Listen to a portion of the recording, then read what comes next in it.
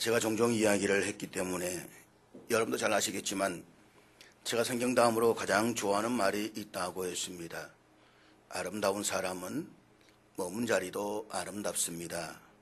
제가 인터넷에서 이 단어가 어떻게 사용되고 있나 싶어서 어제 예화를 찾는다고 한 40분 넘게 검색을 해보았습니다. 지난 주간에 검색하다 보니까 어떤 사람이 아름다운 사람은 머문 자리도 아름답습니다 라는 제목으로 이런 글을 올려놓았었습니다. 한번 그대로 읽어볼 테니까 감상해 보시기를 바랍니다. 내 앉은 자리도 그처럼 아름다웠으면 좋겠습니다. 내 앉은 자리 파릇파릇 풀이 돋아 싱그러운 풀냄새에 거하면 좋겠습니다. 내 앉은 자리 들꽃들이 물이 지어 비어올라 향긋한 꽃냄새 가득하면 좋겠습니다. 내 앉은 자리 넝쿨이 덩굴지어 달콤한 열매가 주렁주렁 달렸으면 좋겠습니다. 내 앉은 자리 돋아나고 피어나고 열매 맺어 온 세상 가득 씨앗으로 뿌려졌으면 좋겠습니다. 내 앉은 자리 풀 한 폭이 돋지 않는 황량한 벌판이 되지 않았으면 좋겠습니다. 내 앉은 자리 차가운 냉기가 가둬서린 살얼음판이 되지 않았으면 좋겠습니다. 내 앉은 자리 산새들이 찾아와 밤낮 사계절 지저귀면 좋겠습니다. 내 앉은 자리 항상 외롭지 않은 따뜻하고 양지바른 훈훈한 곳이었으면 좋겠습니다. 내 앉은 자리 그댈 위해 준비해둔 고귀한 생명의 숨결 같은 희생이었으면 좋겠습니다. 내 앉은 자리 그대와 함께 머물기 좋은 사랑과 행복이 가득한 명당이었으면 좋겠습니다. 저도 그랬으면 좋겠습니다. 여러분, 세월 유수라고 하듯이 금년도 어김없이 저물어 가고 있습니다. 이 시간 여러분이 지나왔던 한 해를 한번 되돌아볼 수 있기를 바랍니다. 지나온 시간들 속에서 여러분이 앉았던 자리를 한번 살펴보십시오. 어떻습니까? 여러분이 머물렀던 자리가 아름다웠다라고 생각이 되십니까? 훈훈하다라고 생각이 되십니까? 따뜻하다라고 생각이 되십니까? 아니, 나를 알고 있는 사람들은 내가 머물렀던 삶의 자리를 어떻게 평가해 줄 것 같습니까? 좋았다라고 평가해 주시겠습니까? 멋있었다라고 평가해 주시겠습니까? 정말로 훈훈한 곳이었다라고 생각해 주시겠습니까? 인생은 꼭 한 번 주어졌다라고 해서 일생이라고 말합니다. 이 생의 길은 마음만 먹으면 왔던 길을 얼마든지 다시 돌아갈 수가 있습니다. 그러나 인생길은 되돌아갈 수가 없습니다. 인생은 연습도 없고 시행착오도 없습니다. 오직 한 번 걸어가는 직선길만이 있을 뿐입니다. 때문에 인생에는 리허설이 없습니다. 인생에는 준비도 없습니다. 이대로가 종말이요 오직 한 번뿐입니다. 그래서 인생은 일방통행만 있다는 것입니다. 한 번 가버리면 다시는 돌이키지를 못합니다. 그러므로 모든 인생은 사는 목적을 올바로 알고 살아가야만 합니다. 여러분, 한 해가 또 기울어 가고 있습니다. 우리 교회는 매월 11월 마지막 주일이 되면 오늘 읽었던 본문을 가지고 똑같은 내용과 제목을 가지고 말씀을 들으면서 주 앞에 예배를 드립니다.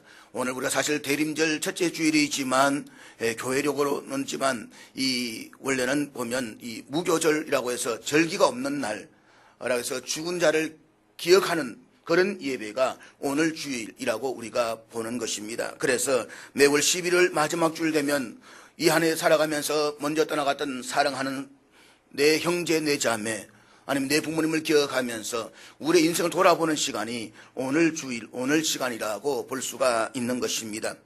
그러니까 2001년부터 이 말씀을 들으신 분은 오늘로서 16번을 듣게 됩니다. 30대에 만났던 분들은 어느덧 50대를 바라보고 있습니다. 결혼해서 신랑 만나가지고 끌려서 왔던 분은 벌써 40대 중반을 지나가고 있습니다. 20대 파릇파릇하게 왔던 시집 왔던 우리 전 집사님도 벌써 이제 40대를 넘었나요? 아직 40대 넘었다나요? 내 나이가 뭔지 얼만데 라고 합니다. 엄마 손에 끌려가지고 아장아장 코올리게 쫓아왔던 우리 예삐는 벌써 오늘 내일 이제 시집을 바라보고 있습니다. 한번 이 사람 보시면서 우리 이렇게 한번 이야기해 볼까요? 참 많이 늙었네요.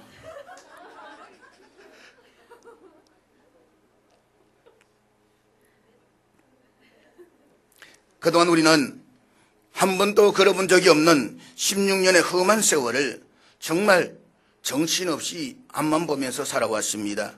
그리고 어느덧 훌쩍 지나온 16년의 세월을 돌아보면서 지난 시간에 대한 아쉬움과 또 흐른 세월의 덧없음을 절감하게 됩니다.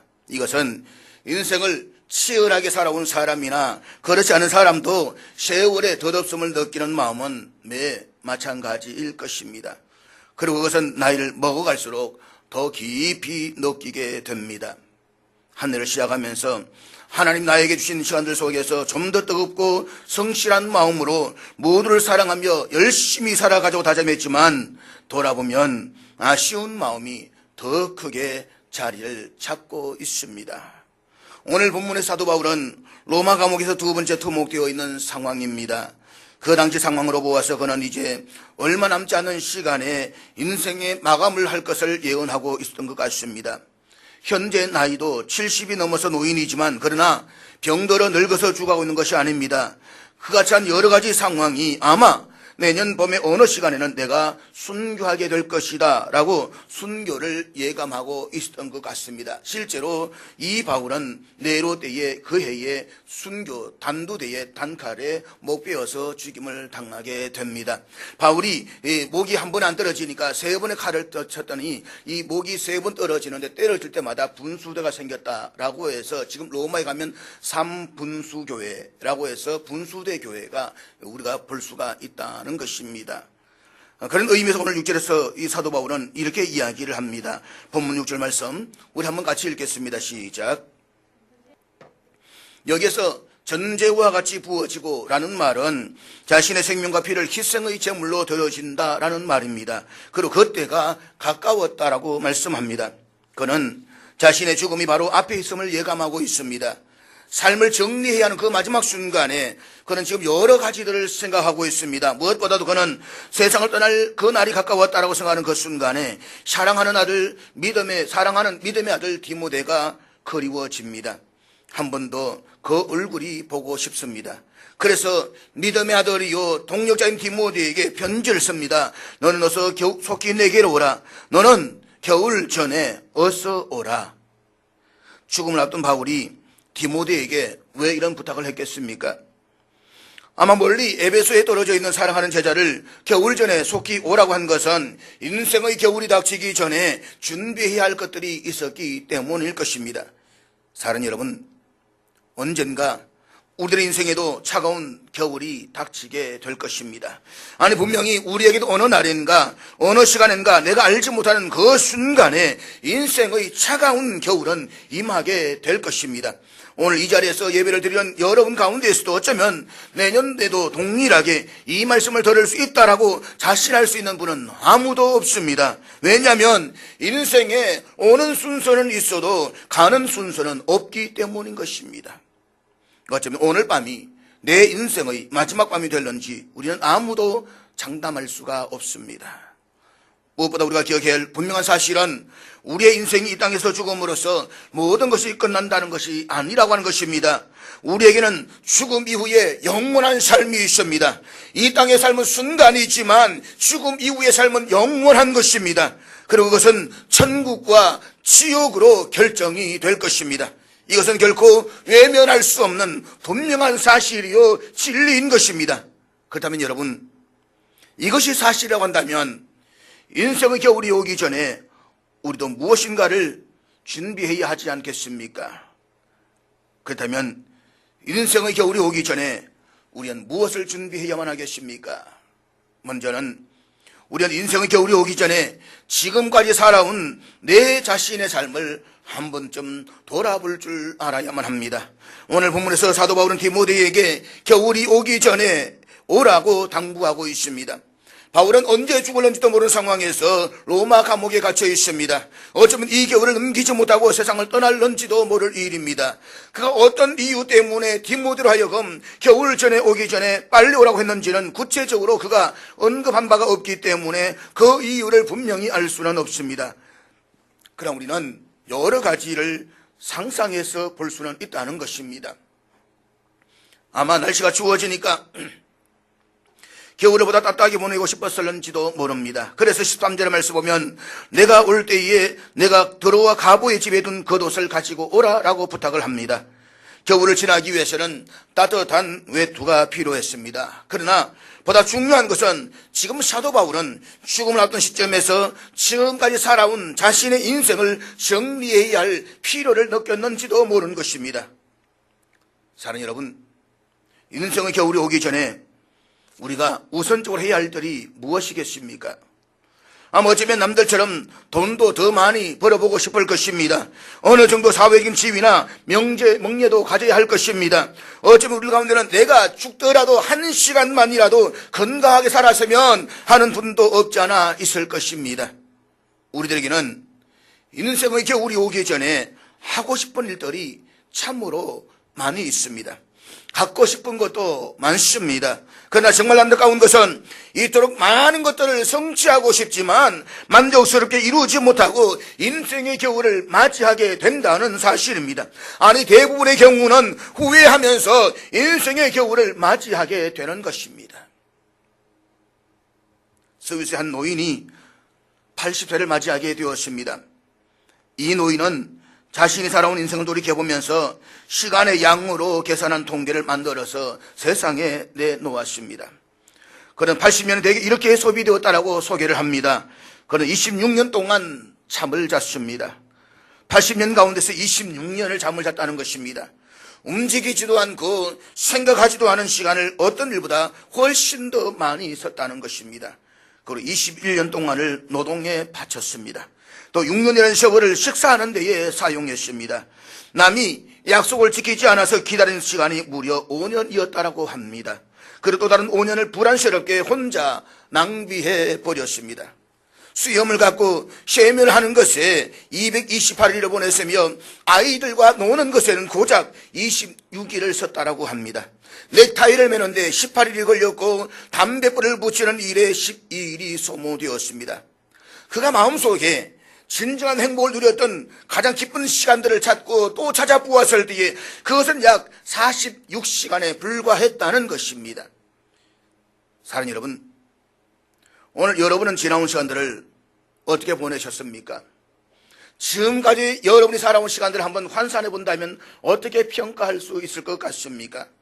사실 우리가 70을 살고 80을 살아도 정말 의미 있게 살 수 있는 시간은 그렇게 길지가 않습니다. 스위스의 이 노인은 자신의 삶에서 행복을 누렸던 가장 기쁜 시간이 겨우 이틀도 되지 않았다라고 말하고 있는 것입니다. 그러나 그럼에도 불구하고 우리는 긴 시간이 나에게 있다라고 착각을 하면서 살아갑니다. 착각하지 마십시오.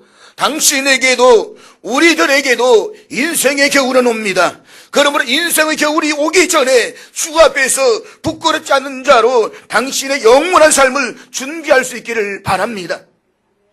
내 삶의 종말은 옵니다. 내 삶의 마지막이 옵니다. 나에게 어느 순간 피부가 거무적적해지고 늘어질 때가 옵니다. 언제나 피부가 탱탱하지는 않는 것입니다. 내 삶의 마지막이 있음을 기억하면서 사랑하는 여러분, 이 땅의 삶이 아니라 저 영원한 존재의 삶을 한번 준비해 볼 수 있기를 바랍니다. 우리는 그것을 준비하는 삶을 살아가야 되는 것입니다. 두 번째로, 우리는 인생의 겨울이 오기 전에 형제와 이웃과의 관계를 한번 좀 돌아볼 줄 알아야만 합니다. 사람은 사회적인 동물입니다. 이 말은 사람은 누구나 혼자서 살아갈 수가 없다는 말인 것입니다. 남자와 여자가 만나서 가정을 이루고 가정과 가정이 벼타여서 이웃을 이루며 살아가는 것이 바로 우리가 살아가는 인간의 세상살이입니다. 사람은 태어날 때부터 죽는 순간까지 누군가의 도움이 있어야만 하는 존재입니다. 결코 독불장군이 있을 수가 없습니다. 그러나 그럼에도 불구하고 우리 살아가면서 고슴도치처럼 서로가 서로에게 상처를 주기도 하고 상처를 받기도 합니다. 그래서 소중해야 할 인간관계가 뒤틀려지고 깨어지기도 하는 것입니다. 어떻습니까? 한 해를 살아오면서 나와 함께 했던 사람들과 어떤 관계를 만들어 오셨습니까? 좋은 관계였습니까? 아니면 상처난 관계입니까? 관계가 깨어지지는 않았습니까? 사랑하는 여러분, 하나님께서 나에게 가족을 주시고 이웃을 주신 것은 서로를 헐뜯고 미워하고 샤워하라고 주신 것이 아닌 것을 기억하십시오. 서로를 사랑하고 이해하고 용서하는 가운데 행복하게 살라고 내게 배우자를 주셨고 내게 가족을 주셨다는 것입니다. 이 사실을 우리는 하나님께서 아담에게 하와를 보내주실 때에 돕는 배필로 주셨다는 사실에서도 알 수가 있습니다. 돕는 배필이라는 말을 영어 성경에서는 help라는 단어로 사용되고 있습니다. 나의 부족함을 도와주고 그가 그의 부족함을 내가 도와주는 관계로서 가족과 이웃을 주셨다는 것입니다. 서로 지배하고 지배당하는 관계가 아니라 품어주는 관계로서 나에게 그를 주셨다는 것입니다. 그렇기 때문에 그의 부족함이 보인다라고 한다면 그것은 내가 그의 부족함을 채워줘야 한다는 사실을 잊지 마십시오. 단점은 덜 주어내기 위해서 보여지는 것이 아니라 내 장점으로 그 단점을 덮어주기 위해서 볼 수가 있어야 되는 것입니다. 그리고 그가 내 앞에 있을 때에 잘 하십시오. 못난 남편이라도 내 옆에 있음을 감사하십시오. 못난 아내라도 내 옆에 있음을 감사하십시오. 부족하지만 그래도 그가 내 옆에 있을 때에 열심히 사랑하십시오. 검은 머리가 팥뿌리가 되도록 나에게 사울 대상이 있고 소리칠 대상이 있다라고 하는 것은 행복한 것입니다. 내 남편, 내 아내가 나를 세상 떠나고 난 순간 나는 누구에게 화음을 칠 수 있을까요? 나는 누구에게 화를 풀 수 있을까요? 화를 풀 수 있고 고함을 지를 수 있는 내 남편, 내 아내가 있음을 감사해 보십시오. 우리는 그를 사랑할 수 있는 시간이 그렇게 많지 않습니다. 오늘 본문을 자세히 살펴보면 차가운 감옥에 갇혀있는 아주 외롭고 처량한 늙은 사도 바울의 모습을 우리는 볼 수가 있습니다. 그는 지금 인생의 마지막 겨울 앞에서 수많은 사람들의 얼굴을 떠올리고 있습니다. 그 가운데 가장 먼저 데마라는 사람의 얼굴이 생각이 납니다. 골로새서 4장에 보면 사도 바울은 골로새 교회와 골로새 교인들에게 이렇게 마지막 편지를 보고 있는 것을 볼 수가 있습니다. 사랑을 받는 의사 누가와 또 데마가 너희에게 문안하노니라. 데마, 그는 한때에는 바울의 제자요 함께하는 믿음의 동력자였습니다. 어떤 의미에서 하나의 오른팔에 올 정도로 데마는 바울의 충실한 제자였습니다. 그러나 그에게 믿음의 시련이 찾아오고 핍박이 힘들어서 바울같이 동행하지 못하고 결국에는 세상을 사랑해서 바울을 떠나가 버리고 마는 존재였습니다. 그는 지금 배신의 아픔을 경험하고 있습니다. 다음으로는 디도가 생각이 납니다. 오늘 본문에서 디도는 갔다라고 했습니다. 죽을 날만을 기다리고 있을 바울을 마냥 지켜보고 있을 수만은 없었던 것 같습니다. 그래서 디도는 자기의 할 일을 위해서 떠나갔다라고 말합니다. 그런가 하면 갈라디아로 간 그레스에게 자신의 개를 많이 입혔던 구리 세공업자 알렉산더, 결국은 모두가 다 떠나가고 바울 곁에는 의사인 누가만 남아서 그를 지금 지켜보고 있습니다. 사랑하는 여러분, 인생의 겨울 앞에선 이 넓고 힘없는 외로운 바울의 모습을 한번 상상해 보십시오. 알던 사람들 하나 둘씩 떠나갑니다. 이래서 가고 저래서 떠나갑니다. 다 떠나갑니다. 그래서 고독합니다. 그에게는 지금 무엇보다도 사람들이 그리운 것입니다. 이것이 인생의 겨울입니다. 그래서 바울은 사랑하는 믿음의 아들 디모데에게 겨울전에 속히 오라고 말씀을 합니다. 그는 지금 죽기 전에 보고 싶은 얼굴을 한 번 더 보고 싶은 마음이 그의 속에 있었다는 것입니다. 그래서 그는 디모데에게 부르고 있습니다. 속히 오라고, 겨울전에 오라고, 내가 죽기 전에 한번 보고 싶다고. 당시 시중에는 겨울이 되면 항해가 불가능할 정도로 배사정이 어려웠습니다. 얼어붙어 버렸기 때문에 말입니다. 만약에 겨울 전에 오지 못하면 그 이듬해 얼음이 다 녹고 난 봄에 올 수밖에 없는데, 그렇게 되면 어쩌면 디모데를 보지 못할런지도 모를 일이었습니다. 디모데가 이 편지를 받고서 어떻게 했는지 그 이후의 일에 대해서 우리는 알 길이 없습니다. 그러나 전해 내려온 이야기로는 참으로 안타깝게도 디모데는 그의 겨울 전에 로마를 방문하지 못했다라고 합니다. 바울은 생전에 그토록 보고 싶고 했던 사랑하는 디모데를 만나지 못했다는 것입니다.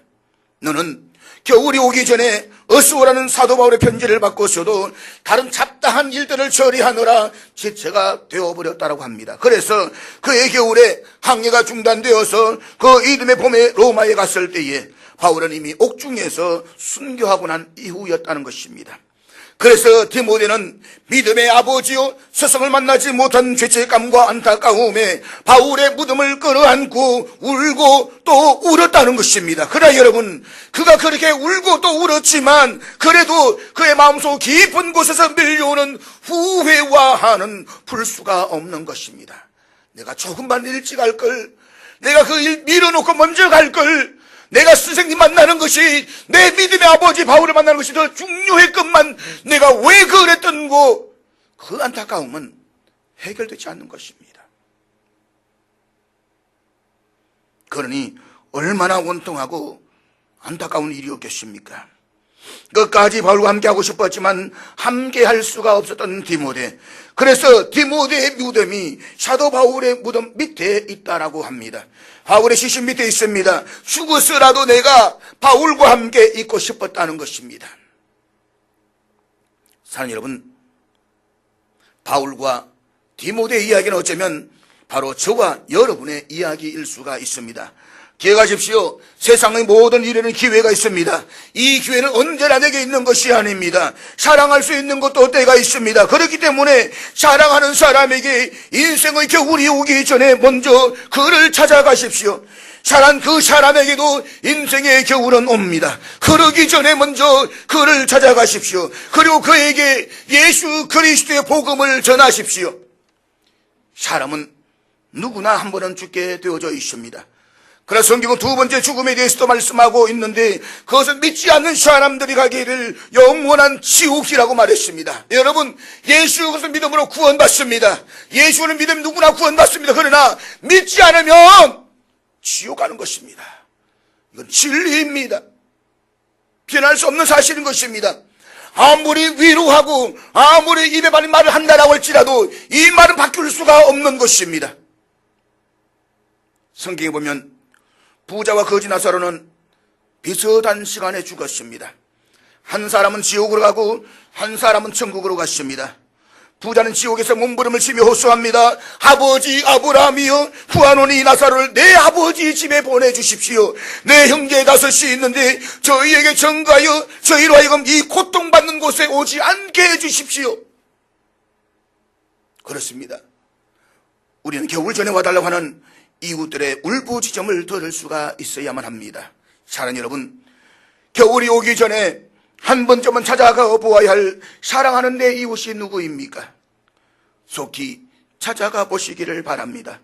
그리고 그에게 생명의 복음을 전하십시오. 어쩌면 바쁜 시간 때문에 찾아가는 이 일을 미루다가 디모데처럼 영원히 후회하게 될런지도 모릅니다. 우리에게는 지금 당장 하지 않으면 안 될, 그래서 기회가 없는 일들이 수없이 많이 있습니다. 일생 동안 단 한 번밖에 없는 기회, 지금 놓치면 다시는 붙잡을 수 없는 기회들이 우리에게 있는 것입니다. 그것은 바로 믿지 않는 내 사랑하는 영혼들에게 생명의 복음을 전하는 것입니다. 사랑하는 여러분, 어쩌면 우리가 알고 있는 사람들 중에는 봄이 오기 전에 세상을 달리할 사람들이 있을 수도 있습니다. 금년 이 겨울이 가기 전에 내가 알고 있는 사람들 중 가운데 누가 죽게 될는지 우리는 아무도 모릅니다. 우리의 부모님일 수도 있고 오랫동안 함께 해왔던 친구일 수도 있습니다. 그러나 여러분 한번 생각해 보십시오. 그가 복음을 듣지 못하고 인생을 마감했을 때에 그 영혼의 울부짖음과 고통은 어떻게 할 것입니까? 1시간이라면 괜찮습니다. 1년이라면 괜찮습니다. 10년이라도 괜찮습니다. 아니 100년이라도 괜찮을 것 같습니다. 영원히 고통 속에 존재할 내 사랑한 그 영혼은 어떻게 할 것입니까? 그러므로 여러분, 이 겨울이 다가기 전에 복음을 들고 그에게 찾아가십시오. 주님께로 인도해야 할 사랑하는 영혼을 위해서 몸부림치면서 기도하십시오.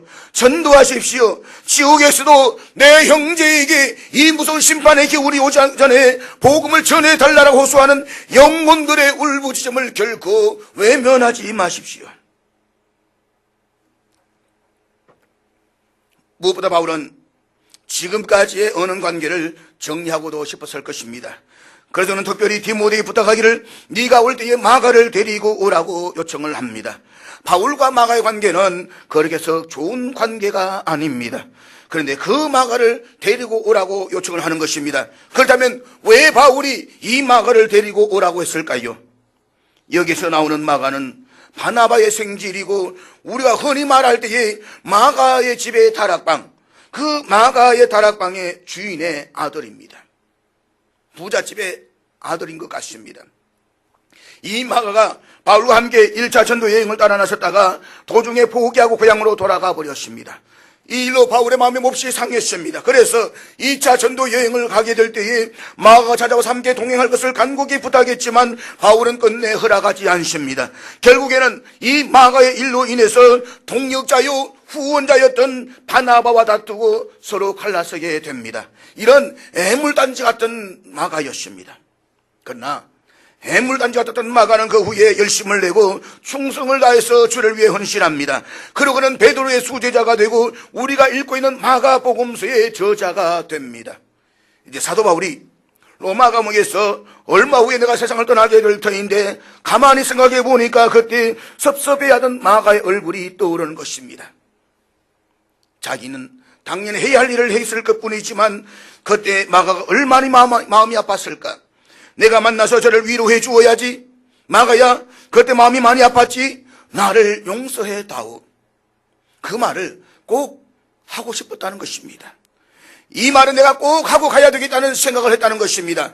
용서하고 화목하고 사랑하고 이해하고, 이것이 지금 바울의 마음에는 걸리는 것입니다. 그래서 마가를 데려오라고 부탁을 하고 있는 것입니다. 그리고 11절 말씀에 보니까 마가에 대해서 이렇게 고백합니다. 그가 나의 일에 유익하니라.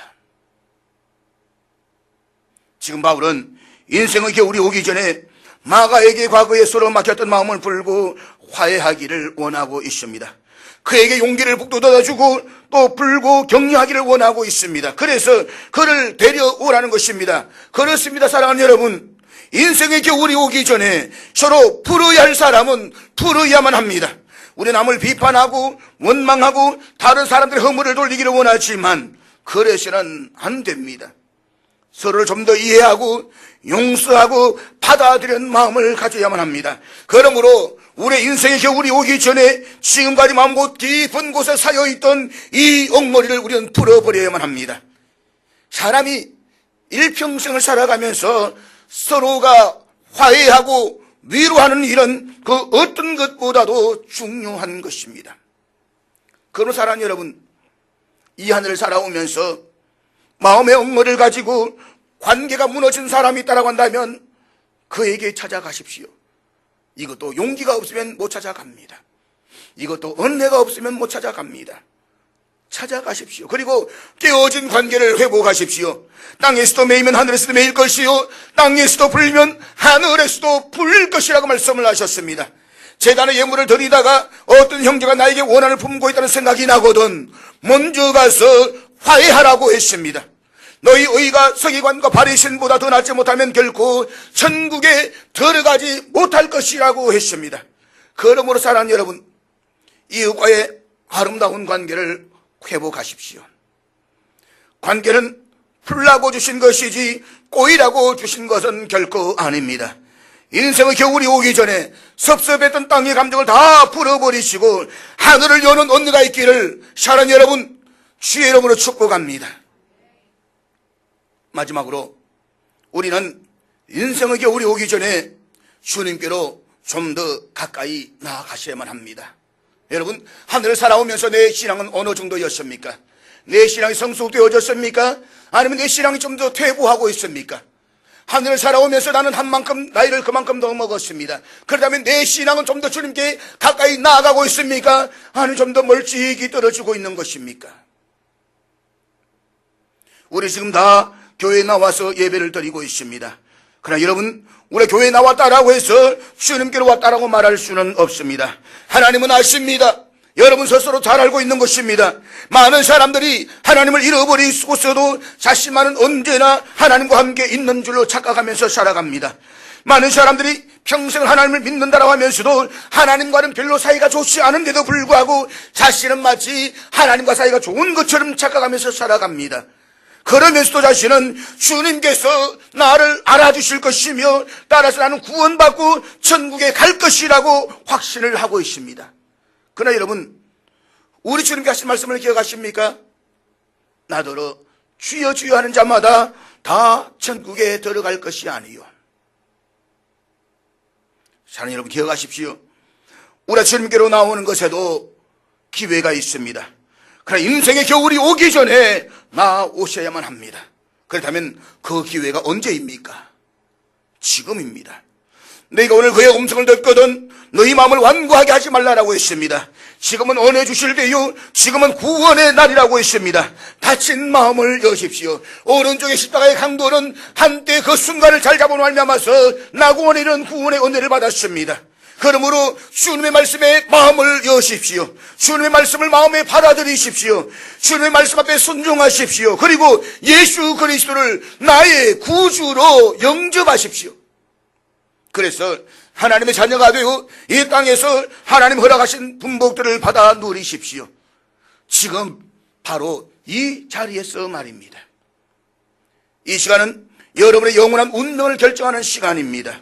우리 가운데 아직도 온전히 주님께 나오지 못한 분이 계신다라고 한다면 이 시간 주님께 온전한 마음으로 나올 수 있기를 바랍니다. 죄를 온전히 회개하고 주님 앞에 나와서 예수 그리스도의 참된 제자가 되십시오. 인생의 겨울이 오기 전에 좀 더 가까이 주님 앞으로 나오십시오. 사랑하는 여러분, 인생의 겨울이 오기 전에 예수 그리스도에 대한 우리 자신, 나 자신의 신앙을 한번 오늘 솔직하게 되돌아볼 수 있기를 바랍니다. 그리고 주님께 멀찍이가 아니라 좀 더 가까이 나아가십시오. 그저 그리스도 이름으로 모였다 흩어지는 그리스도 개원 중에 어떤 한 개원이 아니라 예수 그리스도의 삶을 따라가기로 작정하는 제자의 삶을 살기로 결단하십시오. 그래서 인생의 겨울이 오기 전에 사랑하는 여러분, 잘 믿으십시오. 우리가 믿는 것에도 기회가 있습니다. 그러므로 예수를 잘 믿으십시오. 제대로 믿으십시오. 똑바로 믿으십시오. 아직도 내 신앙에 열심이 없고 뜨거움이 없다면 겨울이 오기 전에 신앙의 열심을 회복하십시오. 그렇지 않으면 막상 인생의 겨울이 닥쳤을 때에 주님 앞에 서지 못하는 불행을 맞이하게 될런지도 모릅니다. 사랑하는 여러분, 모든 일에는 기회가 있습니다. 그렇기 때문에 인생의 겨울이 오기 전에 우리는 마땅히 해야 할 일을 해야만 합니다. 세월은 빨리 지나갑니다. 우리 가정에도 겨울이 옵니다. 부부간이라고 해도 영원히 사는 것이 아닙니다. 오랜 세월을 같이 살다 보면 서로가 귀한 줄도 모르고 살아가기가 쉽습니다. 그래서 정간이 하기가 쉽습니다. 그러나 기억하십시오. 가정에도 겨울이 옵니다. 매일 저녁 시간에 돌아오던 남편이 어느 순간엔가 돌아오지 않을 때가 있습니다. 저녁에 집에 돌아오면 따뜻한 밥을 지어놓고 언제나 반갑게 맞아주던 사랑하는 아내 얼굴 대신에 차가운 벽이 당신을 맞이하게 될런지도 모릅니다. 그렇기 때문에 서로가 더 귀한 줄을 알고 더 깊이 더 뜨겁게 사랑할 수 있기를 바랍니다. 서로가 귀한 줄을 알고 서로 아끼고 서로 속썩이지 말고 겨울이 오기 전에 더 많이 사랑하시기를 바랍니다. 우리가 주님을 위해서 봉사하는 것도 그렇습니다. 우리가 언제나 주님을 위해서 봉사할 수 있는 것이 아닙니다. 예배에도 겨울이 옵니다. 언젠가 우리 함께 드렸던 이 예배를 그리워할 날이 올 것입니다. 인생에 겨울이 오면 하고 싶어도 할 수가 없습니다. 겨울 전에 믿음과 소망과 사랑으로 더 열심히 주 앞에서 봉사와 헌신의 삶을 살아가시기를 바랍니다.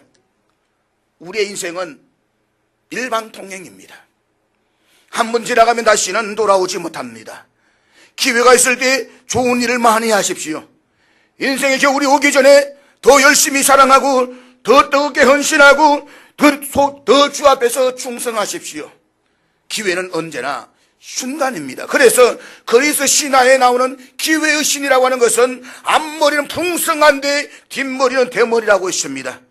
내 앞에 있을 때 붙잡아야지 지나가 버리면 붙잡을 수가 없다는 것입니다. 사업을 크게 일으키고 몹시 바쁘게 살아가던 어느 젊은 사업가에게 어떤 낯선 사람이 사무실로 찾아왔습니다. 그렇게 당신 사업에만 열중할 것이 아니라 주일에는 교회에 가서 예배를 드리고 이제는 주신 사업으로 이웃이나 하나님을 위한 일도 계획을 좀 하시지요 라고 하더랍니다. 그렇지 않아도 내가 그렇게 생각하고 있다고. 그러나 아직은 조금 더 젊으니까 좀 더 나이가 든 이후에 지금은 잘 벌 때 돈을 좀 더 벌어놓고 할 생각입니다. 몇 번이고 이 사람은 찾아와서 똑같은 말을 했고 젊은 사업가는 똑같은 대답을 했습니다. 어느 날 한참 결제 서류에 도장을 찍어 내려가는데 이 낯선 사람이 또 찾아왔습니다. 이분이 내가 당신을 찾아오는 마지막이 될런지도 모르겠습니다. 하나님 앞에 가십시오. 그리고 하늘을 위해서 준비하십시오. 이번에는 좀 괴롭히지 말라고 짜증을 부리면서 이 사람을 쫓아내 버렸습니다. 얼마의 시간이 지난 후에 이제는 무시하고 놀고 사람이 나타나서 이제 당신의 때가 되었습니다. 머물 시간이 없습니다. 저와 함께 가시지요. 지금 바쁩니다. 곧 중요한 바위를 만나야만 합니다. 다음에 오시지요. 라고 말하는 순간 갑자기 얼음장같이 찬 손이 목덜미를 거머쥐는 서늘함을 느꼈습니다. 죽음의 사자였습니다. 이제는 시간 좀 달라고 애원하고 발부동을 쳐도 유언이나 하라고 매달려도 소용이 없었습니다.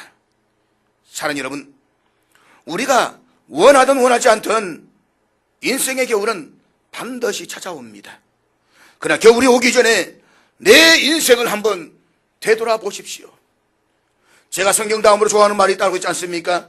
아름다운 사람은 머문 자리도 아름답습니다. 내가 머물렀던 삶의 자리, 내가 살아왔던 그 삶의 자리는 아름다워야만 합니다. 우리가 한순간의 삶을 살더라도 가족들과 이웃들에게 부끄럽지 않는 삶을 살아야만 합니다. 그것은 내 자신을 위해서가 아니라 사랑하는 가족들과 나를 아는 모든 사람들을 위해서인 것입니다. 그리고 형제와 이웃과의 관계를 회복하십시오. 무엇보다 인생의 겨울이 오기 전에 먼저 주 앞으로 더 가까이 돌아오십시오. 이 땅의 삶을 마치고 이후에 있을 영원한 천국의 상급이 있는 그 삶을 위해서, 그리고 우리의 자녀들을 위해서 신앙생활 잘 하십시오.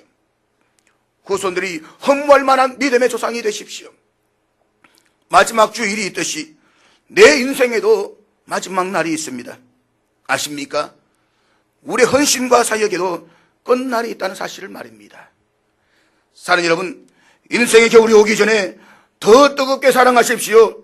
인생의 겨울이 오기 전에 하나님과 사람들에게 감동을 주는 멋진 일들을 많이 하십시오. 인생의 겨울이 오면 너도 가고 나도 갑니다. 그러므로 진실하고 성실하게 살아가십시다. 비전을 이루는 일들에 성실하십시다. 헌신도 건강할 때, 헌금도 있을 때 천국에 사오십시오. 인생의 겨울은 반드시 옵니다. 하나님 앞에 나를 드리는 일에도 이제는 성실하고 진실하십시오. 사람들 앞에 있어도 그 초라하고 웅장한 모습을 다 벗어 던져버리고 넉넉한 마음으로 사랑하고 섬기는 삶을 살아가십시오. 사랑하는 여러분, 당신은 존귀한 사람입니다. 존경받고 존귀한 밤을 받는 사람이 되십시오. 인생의 겨울이 아름답고 영광스러운 사람은 하나님 앞에서나 사람 앞에서나 잘 산 사람들입니다. 기도하겠습니다.